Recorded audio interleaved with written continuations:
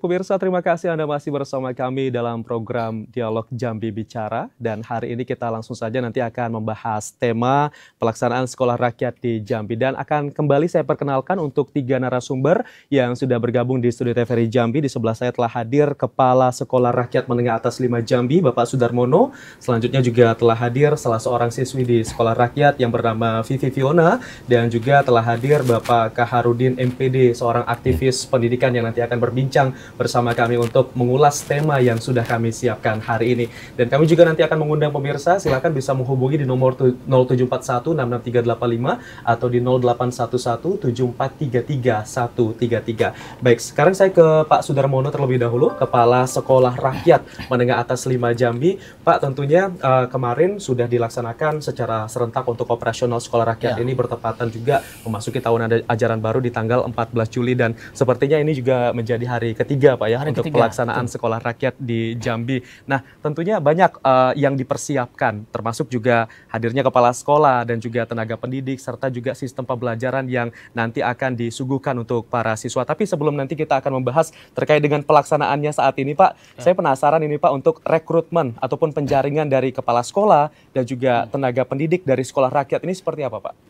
Baik, sekolah rakyat merupakan inisiatif dari Pak Presiden sesuai dengan instruksi beliau Impres nomor 8 tahun 2025 tentang percepatan pengentasan kemiskinan. Nah, untuk usaha beliau adalah mendirikan sekolah rakyat. Tentu supaya sekolah rakyat ini bisa beroperasional, maka salah satu atribut yang harus diadakan adalah kepala sekolah dan tenaga pendidikan. Nah, di dalam seleksi kepala sekolah kemarin itu ada 2 tahapan. Tahapan pertama itu dilakukan oleh Kementerian Pendidikan Dasar dan Menengah. Untuk Provinsi Jambi diusulkan oleh Dinas Pendidikan Provinsi itu 38 orang. Melalui seleksi wawancara dan terpilihlah 3 besar. Nah, 3 besar ini kemudian diajukan ke Kementerian Sosial untuk dipilih 1 orang melalui dengan mengikuti 3 jenis tes. Yang pertama tes psikotes, kemudian ada tes bahasa Inggris dan terakhir wawancara. Lalu kemudian diumumkanlah kepala sekolah terpilih untuk kemudian diamanahkan untuk menjadi pimpinan di sekolah rakyat. Berarti ada lintas kementerian Pak ya lintas untuk kementerian. Seleksi dari kepala sekolah ini. Betul. Dari Kementerian Pendidikan Dasar dan Menengah terlebih dahulu, habis itu baru diserahkan ke Kementerian Sosial 3 besar, salah satunya adalah Bapak gitu. Iya, betul. Akhirnya terpilihlah Bapak menjadi Kepala Sekolah Rakyat Menengah Atas 5 kota di Jambi. Jambi ya. Iya, kalau untuk tenaga pendidiknya Pak, untuk guru-guru yang ada di sekolah rakyat ini, totalnya ada berapa banyak Pak? Oke, untuk di Jambi itu sesuai dengan mapelnya itu 17 orang. 17 orang. Dan alhamdulillah semuanya sudah terpenuhi sekarang ini. Dan mereka ditempatkan di Jambi dan berasal dari seluruh Indonesia. Dari kota Jambi itu ada 6 orang. Oh, yang orang lokal berarti orang lokal ada 6 orang. Ya? Kemudian dari Saralangun ada 1 orang. Dari Kerinci 2 orang. Kemudian ada dari Lampung, ada dari Indragiri Hilir. Dari Medan dan ada dari Temanggung, Jawa Timur. Baik. Jadi banyak ya dari beberapa daerah juga seluruh Indonesia. Memberikan kiprahnya juga di Jambi Pak ya untuk memberikan pengajaran. Baiklah, berarti proses seleksinya ini sangat ketat sekali. Sangat ketat. Ya, sehingga bisa bergabung di sekolah rakyat ini ya. Baik, kan sekarang sudah memasuki hari ketiga nih Pak. Hari ketiga, untuk pelaksanaan sekolah rakyat. Nah, gimana Pak untuk pelaksanaannya selama 3 hari ini Pak? Dan mungkin di awal kemarin kan juga kita mendengar bahwa ada cek kesehatan gratis, di mana CKG ini juga diprioritaskan untuk sekolah rakyat. Pelaksanaannya gimana Pak? Oke, sekolah rakyat kemarin itu di launching pada tanggal 14 dan diawali kegiatan launching itu adalah pengecekan kesehatan gratis. Ini penting kenapa? Karena sekolah rakyat ini adalah boarding school. Sehingga dari hasil pengecekan itu maka teridentifikasilah siswa yang kesehatannya terganggu apa tidak. Nanti rekomendasi dari tim dokter bagi yang tidak memenuhi syarat atau sakit itu direkomendasikan untuk disembuhkan dulu. Baru boleh masuk asrama. Dan alhamdulillah kemarin rekomendasi dari tim dokter dari Dinas Kesehatan, alhamdulillah 100 orang dinyatakan sehat. Kemudian hari kedua itu kita melakukan tes kebugaran. juga didampingi oleh tim kesehatan. Kalau tes kebugaran ini seperti apa, Pak? Lari, untuk tes jantung kan. Berarti aktivitas fisik. Aktivitas fisik dibantu oleh guru kita, guru PJOK, untuk kemudian diberikan rekomendasi, dan alhamdulillah dari hasil kemarin semuanya dinyatakan sehat, bugar, dan mereka layak untuk masuk ke asrama. Supaya apa? Supaya tidak ada gangguan di dalam pelaksanaan pembelajaran nanti. Nah, gitu. Selain tes kesehatan, apalagi Pak di 3 hari ini kegiatannya Pak? Ya, setelah mengikuti tes kesehatan, kita lanjut dengan kegiatan MPLS yang lain. Yang pertama kemarin kita lakukan dinamika kelompok, saling kenal mengenal. Terus kemudian malamnya kita ada keagamaan, pengenalan spiritual siswa perlu dikembangkan juga selama mereka berada di sekolah rakyat. Kemudian kemarin kita juga sudah undang itu dari pihak TNI untuk memberikan wawasan kebangsaan, dan insya Allah dalam beberapa hari ke depan kami sudah ketemu dari pihak TNI kemarin. Insya Allah kita akan mengirimkan surat untuk kita minta sebagai pemateri pelatih untuk memberikan pendidikan dasar terkait dengan disiplin. Bagaimana mereka LKBB-nya, bagaimana suasana di ruang makannya, ini perlu dasar-dasar yang perlu kami terapkan di semua siswa sehingga ke depan bisa kami tindak lanjuti.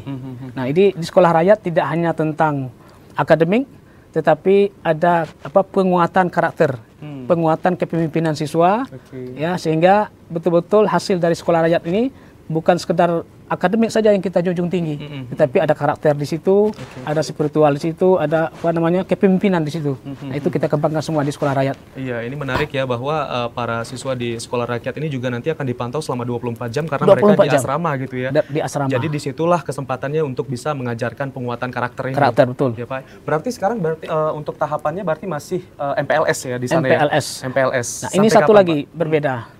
Di sekolah rakyat ini, kalau di sekolah umum, itu MPLS-nya 3 hari atau 5 hari. Iya. Kalau MPLS itu tuh dalam kurikulum sekolah rakyat itu namanya ada program persiapan.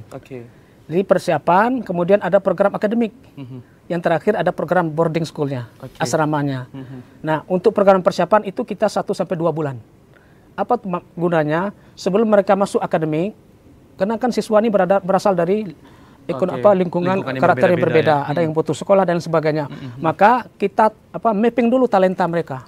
Dari hasil talenta itu mapping, kita mau bekerja sama dengan Ari Ginanjar, menggunakan teknologi canggih di dalam mendeteksi talenta siswa.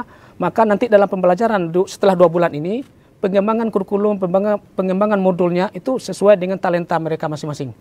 Karena hampir 83% mahasiswa itu salah jurusan. Karena banyak kawan-kawan kita yang alumni itu jurusannya ini kerjanya apa. Ini terdeteksi di awal. Makanya 2 bulan itu maksimal. Ya. Kemudian ada lagi penguatan penguatan kemampuan akademik dasar.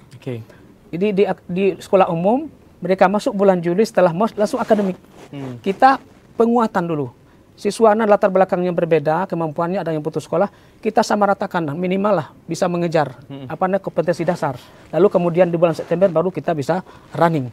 Nah, yang kedua penguatan fisik dan mental tadi.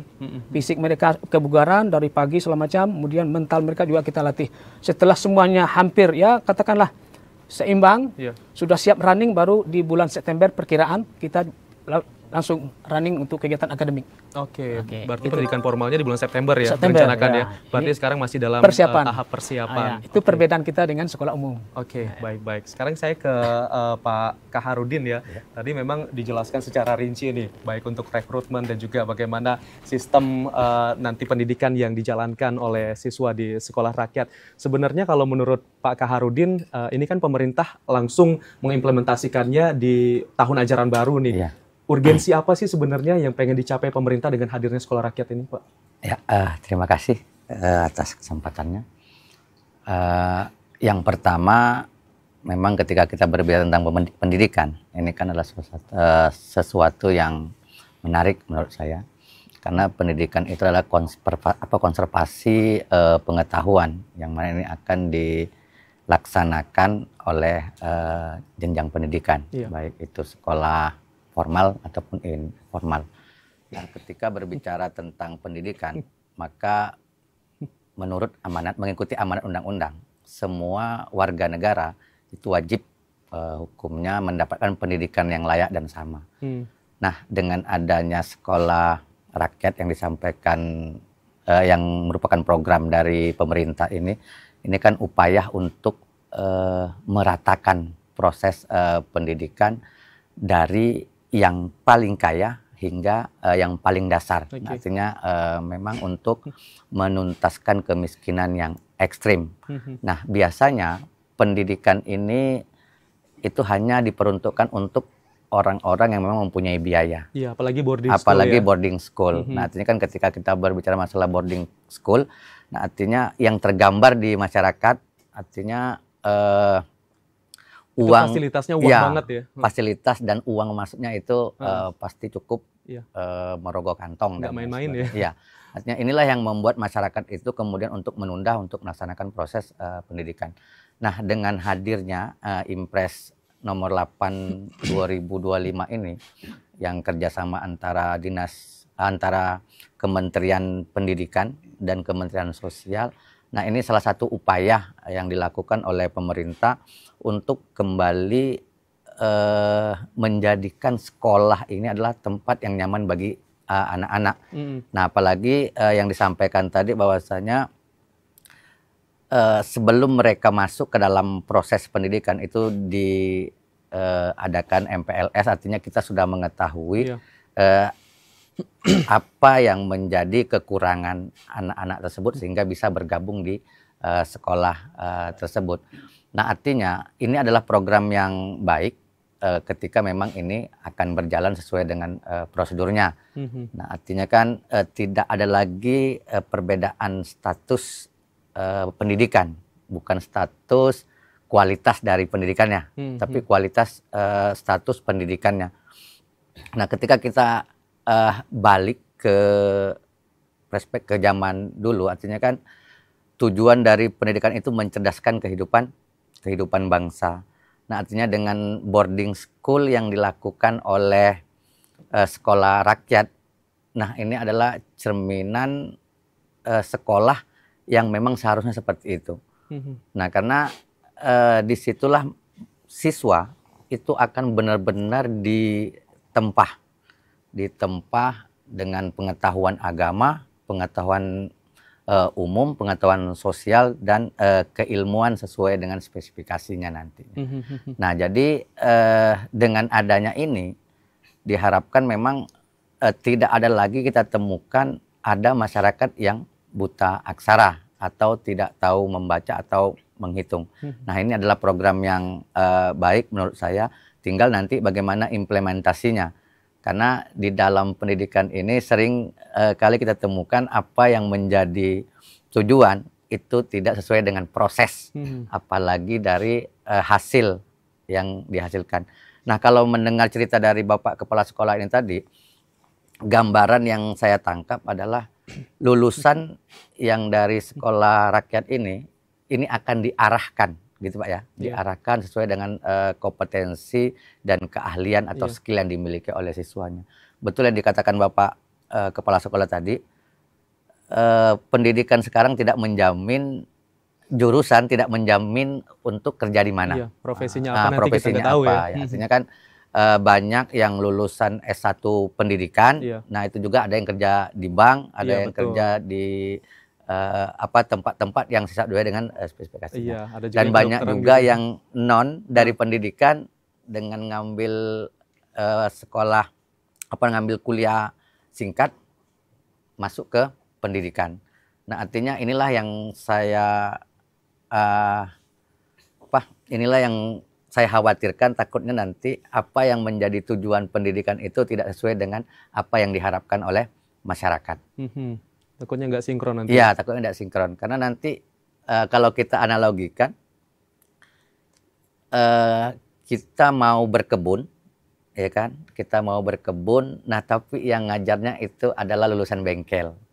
Nah, inilah nanti yang tidak membuat kualitas dari proses pendidikan itu, bukan proses pada pendidikannya, tapi setelah keluar dari pendidikan itu.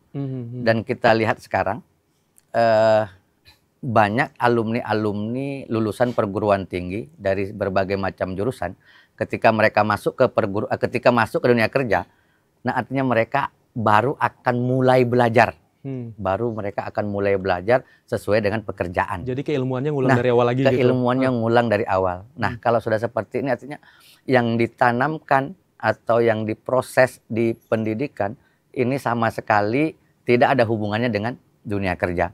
Nah, inilah sebenarnya yang harus kita benahi dari segi kurikulumnya.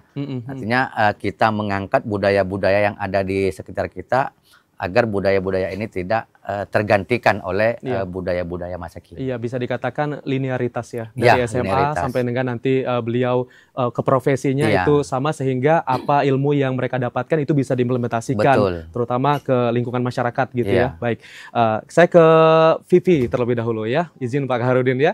Baik, Vivi saat ini sudah terdaftar menjadi siswa di Sekolah Rakyat Menengah Atas 5 ya. Sekarang sudah 3 hari proses di sana MPLS. Nah, bagaimana pengalaman kamu selama 3 hari ini menempuh pendidikan di sekolah rakyat tersebut, Vivi? Sangat senang karena bisa membuat mandiri dan juga pokoknya senang ya? Iya, senang. Vivi orang tuanya masih lengkap? Masih lengkap. Masih. Kalau mama apa kerjanya? Kerjanya petani. Petani. Kalau ayah? Sama. Oh sama, oke. Ini yang mengarahkan Vivi untuk masuk ke sekolah rakyat, apakah Vivi sendiri yang cari informasi? Karena kan kalau anak-anak zaman sekarang kan mudah dapat informasi ya dari smartphone ya. Nah, apakah kamu sendiri yang mau masuk ke situ atau ini diarahkan sama mama karena memang orang tua lagi terkendala biaya, Vivi? Pertama itu dari saya, terus mama saya setuju juga. Akhirnya disetujuin sama ayah dan juga ibu ya. Akhirnya masuk ke sini. Oke. Tapi kamu berarti udah siap dong, karena kan proses pembelajarannya juga berbeda ini, dan untuk kegiatannya juga berbeda, dan termasuk ada asrama di sana dan kamu bakal menetap. Berarti kamu udah siap untuk bisa sekolah di sana, terus kamu 24 jam memang harus ada di sana, dan dalam jangka waktu yang lama kamu belum bisa ketemu sama orang tua gitu. Udah siap? Udah siap. Tapi kamu kan 3 hari nih, ceritain dong kegiatan-kegiatan yang sudah kamu alami di sana apa aja? Kalau pagi biasanya tuh olahraga. Oh, pagi olahraga dulu. Jam berapa? Biasa jam 8 atau jam 7. Oke. Habis sholat. Habis sholat subuh ya, berarti langsung olahraga. Terus apa lagi? Sarapan. Sarapan. Oke. Ini makannya berapa kali dikasih? 3 kali. 3 kali sehari. Oke. Habis sarapan? Habis sarapan biasanya Apa lagi? Kumpul. Baca apel dulu. Apel dikumpulin semua siswa. Terus apa lagi? Habis apel. Oke, nanti kita lanjutin lagi ya. Ini sepertinya memang banyak kegiatannya yang mungkin tidak hanya dari pagi saja, tetapi juga ada aktivitas di sore sampai dengan malam hari. Nanti kita akan berbincang lebih lanjut lagi bersama Vivi dan 2 narasumber lainnya, pemirsa. Kami akan kembali lagi usai pariwara berikut ini. Tetaplah bersama kami di Jambi Bicara.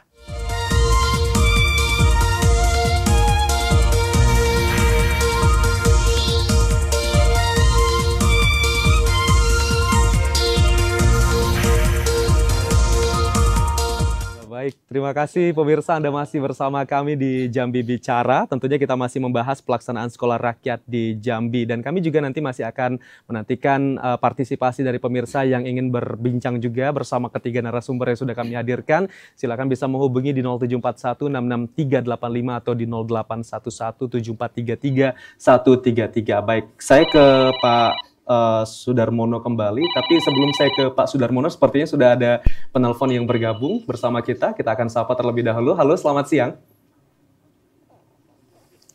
Halo, selamat siang. Selamat siang. Assalamualaikum warahmatullahi wabarakatuh. Waalaikumsalam warahmatullahi wabarakatuh. Pak Yudi, sehat Pak Yudi? Salam panas. Panas ya, betul. Agak sedikit hot di luar. Ya, Pak Yudi, silakan, apa yang mau disampaikan, Pak? Ya, betul. Hotspot. Baik, saya sapa dulu Bang Sol, minta waktunya. Silakan Pak. Pasti tepat lah, saya 60 detik aja. Yang terhormat Bapak Sudarmono, Kepsek SR5, Jambi. Yang terhormat Bapak Karudin, Master Pendidikan, aktivis sosial. Dan Vivi, siswa SR, yang terbaru ya. Jadi tadi sudah ditelatkan, ini perkuat dasar ada instruksi Presiden 8/2005 tentang SR. Dari perspektif masyarakat berdasarkan LDR, lihat, dengar, rasakan. Mewakili publik, pelaksanaan SR ini ya, filosofinya SR ini kalau memang kita masih ingat ya, SR adalah sudah di zaman penjajahan Belanda, kita dijajah, Belanda membuat SR, itu disebut dengan HIS. Kita ingat kembali nih, jadi Holland Inlander School. Jadi identik saat ini ya untuk orang miskin, apalagi miskin ekstrim. Jadi filosofi Prabowo itu ya bagus sekali untuk orang miskin ekstrim. Nah, jadi SR ini menurut saya LDR ya. Jadi kayak seperti ya memang ada instruksi Presiden 8/2005. Tapi pelaksanaannya kayak dongeng Alibaba. Ya kan? Membangun langsung siap jadi. Gurunya siap pakai, tak siap danda. Muridnya tak siap danda. Jadi itu yang terjadi. Ya gimana kalau Alibaba bangun? Iya. Nggak pakai teori SWOT. Planning, organizing, expecting, and controlling. Akhirnya khawatir publik LDR ini khawatir. Tempat sasaran atau tidak. Misalnya pemberian BLT yang sudah terjadi. Orang-orang pakai motor, kalung emas, baju, bagus. Ambil BLT di pos. Nah, sekarang pertanyaannya. Bagaimana pengawasan rekrutmen SR ini? Oke, baik. Kenapa? Sebaiknya harus diikutsertakan. Menurut saya tokoh masyarakat, ormas masyarakat. Oke. Tentu sesuai daftar Undang-Undang 14 2025. Baik. 2008, 14 tentang keterbukaan informasi publik. Ya, baik. Baik, terima kasih Pak Yudi. Tadi kami sudah menangkap pertanyaan yang disampaikan oleh Pak Yudi. Terima kasih atas partisipasinya pada siang hari ini. Baik, saya sekarang ke Pak Sudarmono. Tadi memang ada statement yang sudah disampaikan oleh Pak Yudi dan juga mempertanyakan bahwa apakah di sekolah rakyat ini yang diharapkan adalah untuk siswa-siswa yang terjaring, terutama yang di Jambi ya, ini dapat tepat sasaran. Nah, lalu bagaimana pengawasan dari rekrutmen penerimaan dari siswa sekolah rakyat ini, dan juga apakah disertakan juga partisipasi mungkin dari tokoh masyarakat sekitar, atau mungkin relate juga dengan data-data yang mungkin disampaikan oleh pemerintah seperti penerima bantuan dan lain sebagainya. Silakan Pak.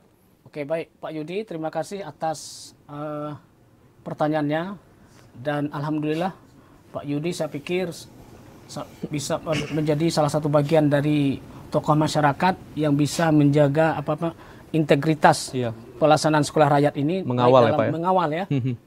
Baik dalam proses rekrutmen peserta didik maupun dalam proses pembelajarannya nanti.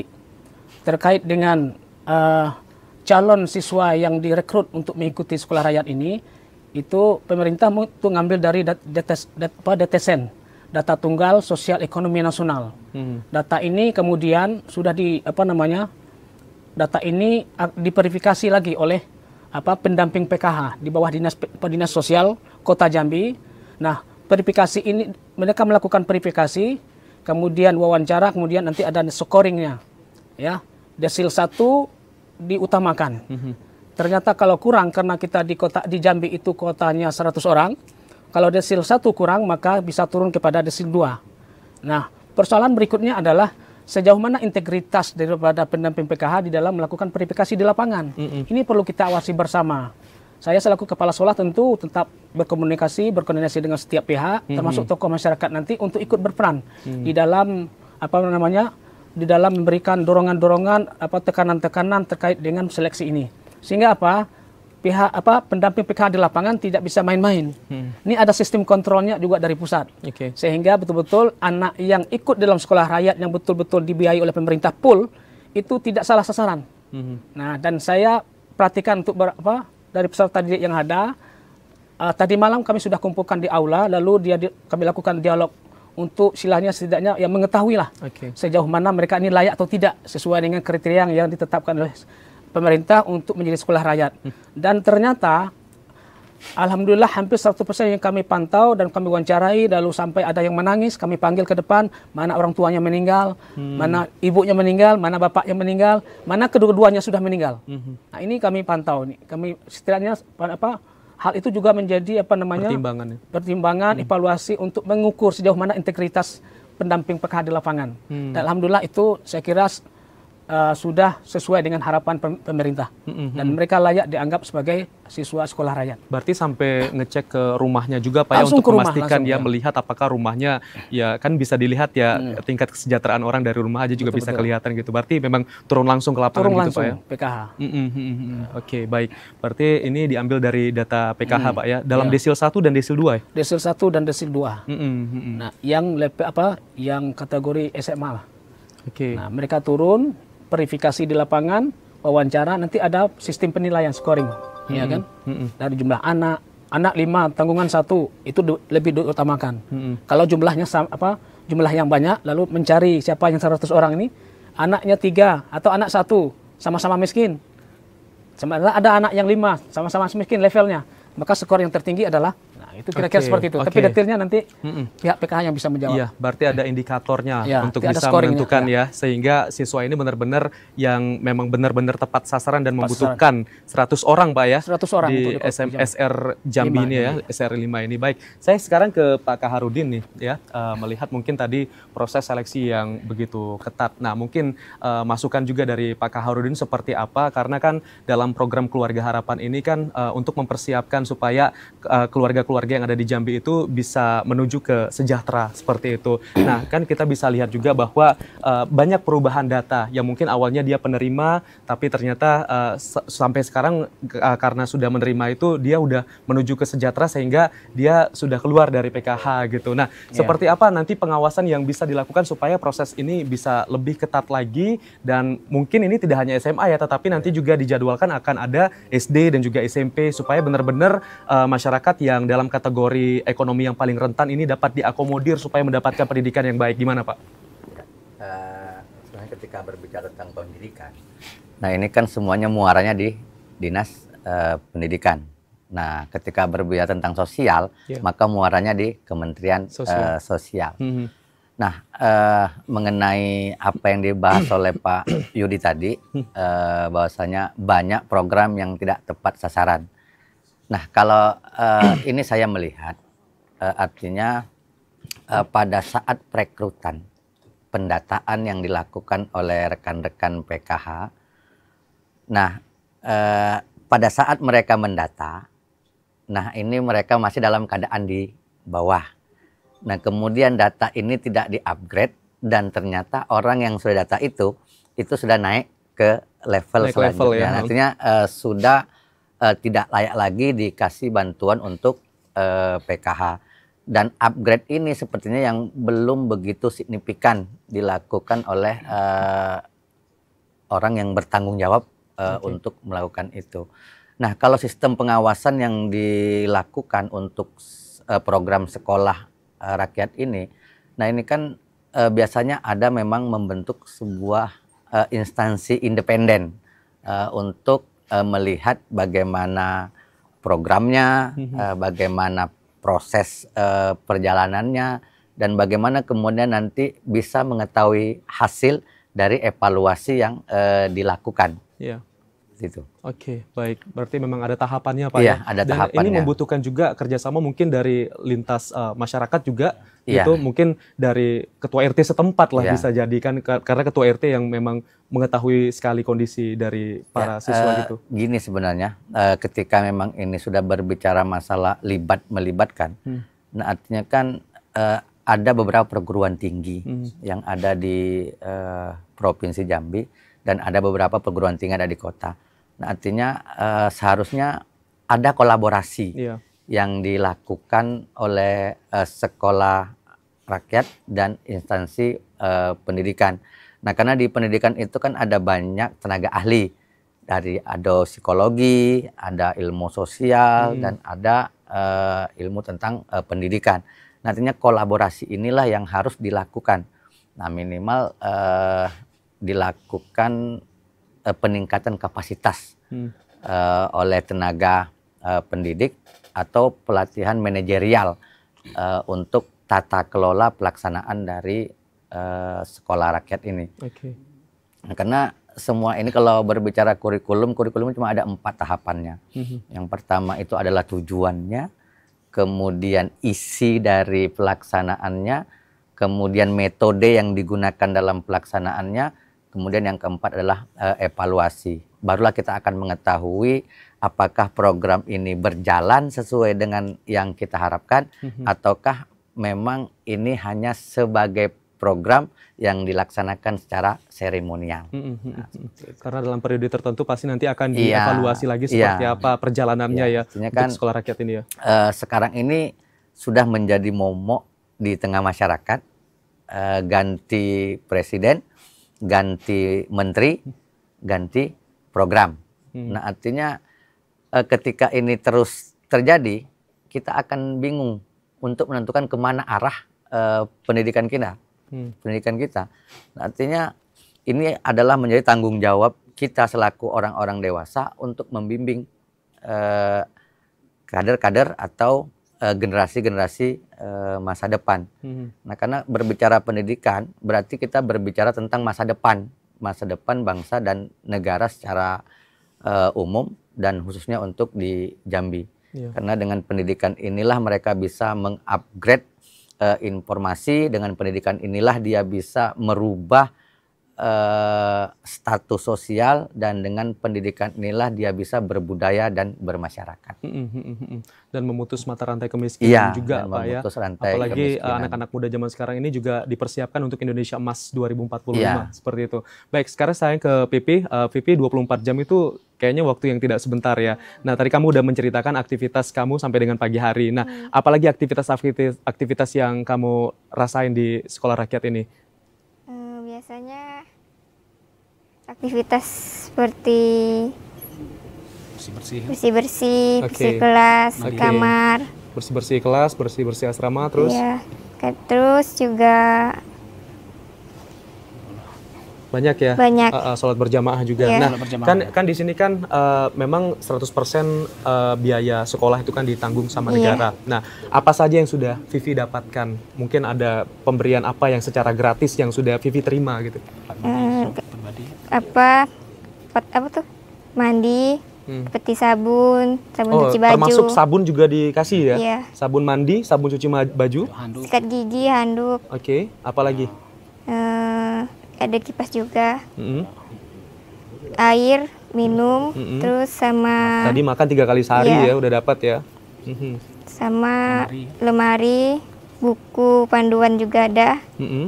Terus perlengkapan sekolah, buku tulis, pena segala macam itu dapat juga. Dapat. Lengkap berarti yang didapatkan. Berarti di sini siswa tinggal membawa badan saja karena memang semua kebutuhan itu memang sudah ditanggung sama negara ya. Tapi saya ke Pak Sudarmono, sebenarnya fasilitas-fasilitas apa saja Pak yang diberikan di sekolah rakyat, terutama di SMA yang 5 ini Pak, yang di Jambi nih? Selain tadi yang sudah disebutkan, mungkin ada fasilitas apa penunjang untuk kegiatan pembelajaran supaya para siswa ini juga semakin siap dan juga semakin tertarik untuk berada di sana gitu Pak?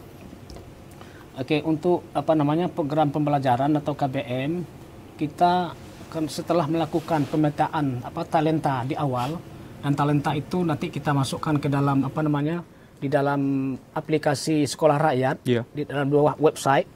Lalu dari situ nanti akan muncul modul-modul. Nah, untuk penerapan modul berdasarkan talenta yang mereka miliki, saya kasih contoh begini. Kita tinggal klik saja di aplikasi itu, setelah mereka ngisi survei di talent DNA nanti, bekerja sama dengan Ari Ginanjar, nanti diketahui 45 talent siswa. Dari 45 talent siswa itu nanti ada 10 yang top talent. Kemudian ada 5 top talent, down talent. Yang 10 ini nanti kita hubungkan lagi dengan ada sistem AI talent. Nanti kita mengetahui misalnya gini, mana anak yang kira-kira yang dominan kepada yang teliti dan sebagainya. Ini layak untuk jadi pilot segala macam. Itu tinggal kita klik saja. Misalnya kita mau lomba STEM. Siapa yang kira-kira anak yang kita kembangkan untuk punya kemampuan lomba STEM? Kita tinggal klik saja. Keluarlah talent yang diperlukan untuk mendukung lomba STEM tadi. Keluar talentanya. Oh, ternyata yang dibutuhkan adalah perfeksionis misalnya atau Nobel. Nah, lalu kita cari klik lagi. Siapa siswanya yang mempunyai talenta itu? Tinggal klik sekali 10 detik diklik, keluar nama anaknya per detil. Nah, anak inilah kita cari lalu kita fokuskan pembelajarannya di situ. Makanya tidak seragam pembelajarannya nanti. Nah, untuk mendukung itu maka di dalam kelas itu ada nama setiap siswa nanti akan dikasih laptop. Mereka belajar digital, kemudian papan tulisnya smart board, kemudian fasilitas papan yang bisa mendukung penggunaan laptop itu. Nah, kemudian guru yang kita berikan pelatihan. Nah, dalam waktu dekat nanti ke depan itu nanti akan turun dari pusat, itu workshop semua guru. Bagaimana menggunakan menjabarkan talent siswa ini bekerja sama dengan Ari Ginanjar tadi yang sudah mereka punya laporan masing-masing. Bisa di print out dalam bentuk PDF, mereka baca sendiri talent saya. Dan kita sudah masukkan dalam aplikasi. Nah, itu nanti ada pelatihan dalam beberapa waktu ke depan sehingga guru bisa menerapkan di dalam kelas. Nah, inilah yang dikembangkan guru. Bisa jadi ini sukanya olahraga. Mungkin di dalam pembelajarannya mungkin diarahkan untuk kegiatan-kegiatan psikomotoriknya kan gitu. Nah, ini yang dikembangkan sehingga mereka punya, karena selama ini kita sering menyebut anak ini bodoh. Ya, kalau 4. Kenapa? Karena kita jadikan ukuran yang sama. Misal gini, ada monyet, ada ikan, ya, kemudian ada gajah. Lalu kita lomba lari, siapa yang menang? Ya kan? Tentu lomba manjat pohon, tentu monyet yang menang. Lalu kita hukum bahwa ikan itu bodoh. Ini yang terjadi selama ini. Karena tidak ada mapping talent dari awal. Karena diukur dengan ukuran yang sama, sehingga yang tidak bisa naik pohon itu pasti ikan. Nah, itu yang terjadi selama ini. Maka kemudian aplikasi ini talenta DNA ini menjadi modal dasar kami ke depan. Makanya di dalam 2 bulan ini penguatan akademik dasar dia, kemudian penguatan disiplin dia ini harus dikembangkan dulu, baru kita masuk ke akademik. Mudah-mudahan inilah hasil sekolah rakyat nanti di kemudian hari melahirkan agen perubahan terhadap dirinya maupun keluarganya. Tidak berada di posisi yang sama, ya, yang selama ini tertinggal jauh dari orang lain. Tapi dengan dia punya kemampuan itu dan dikembangkan selama 3 tahun ini, dia akan bisa menjadi agen perubahan. Ini yang kita harapkan. Nah, itu. Dan bisa membantu ekonomi keluarga bisa juga membantu nanti ya? Ekonomi keluarga. Berarti mappingnya memang sudah terstruktur dengan baik, sesuai dengan minat dan juga bakat dari para siswa tadi ya. Baik, nanti kita akan lanjutkan kembali pemirsa perbincangan kami. Tetaplah bersama kami di Jambi Bicara.